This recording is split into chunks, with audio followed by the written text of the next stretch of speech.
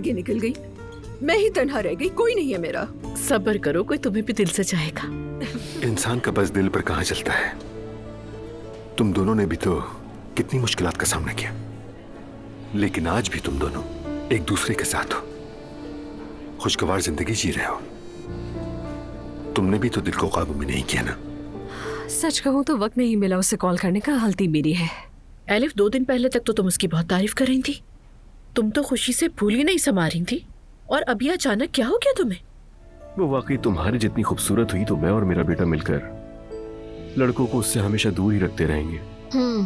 नूरापा, कम से कम आप तो ऐसी बातें ना करें। पहले ही मुझे बहुत ज्यादा घबराहट हो रही है। पर दुआ सच तो यही है। तुमसे कहा इसे छोड़ दो। मैंने कहा करीब बताना। चलो, अपना गुस्सा मुझ पे निकाल लो। चलो, सामने हूं मैं तुम्हारे। मैडम प्लीज रुक जाइए। करीब आने की कोशिश मत करना। सिमल रुको, कोई करीब नहीं आएगा। मैं कह रहा हूँ दूर रहो, यहाँ से निकल जाओ, वरना मार दूंगा इसे। मेरी बहू को छोड़ दो। बाहर निकलो, बाहर निकलो। जिसने भी मेरी मोहब्बत को बदनाम किया, आज उसको इसकी सजा जरूर मिलेगी। किसने किया है ये काम? सामने आए वो।